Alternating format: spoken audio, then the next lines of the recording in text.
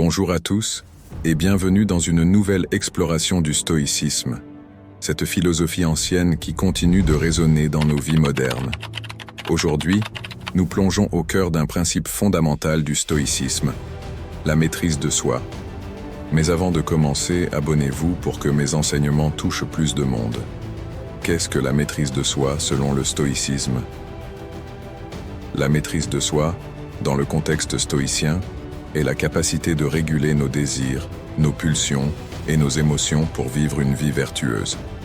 Les stoïciens, tels que Sénèque, Marc Aurèle et Épictète, nous enseignent que le bonheur véritable réside non dans la satisfaction de nos désirs, mais dans notre capacité à vivre en harmonie avec la nature et à agir selon la raison.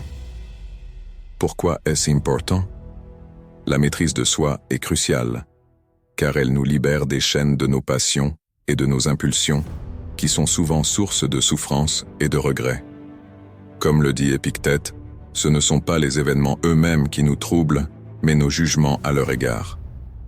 En apprenant à contrôler ces jugements, nous gagnons en tranquillité d'esprit et en résilience face aux aléas de la vie. Comment cultiver la maîtrise de soi?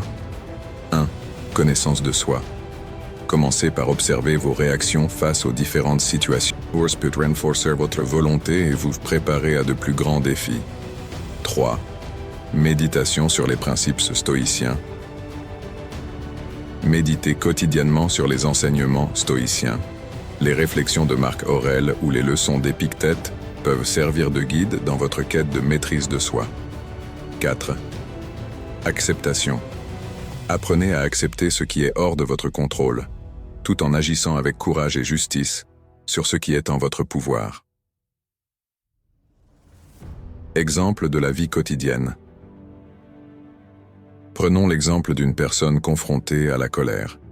Plutôt que de réagir impulsivement, elle prend un moment pour analyser la source de sa colère, se rappelle que son pouvoir réside dans sa réponse et choisit une action mesurée et réfléchie. C'est la maîtrise de soi en action, transformant une réaction émotionnelle en une décision rationnelle. Conclusion. La maîtrise de soi est loin d'être facile, mais c'est une quête qui en vaut la peine. Elle nous équipe pour faire face aux tempêtes de la vie avec calme et détermination, nous permettant de vivre conformément à nos principes les plus élevés.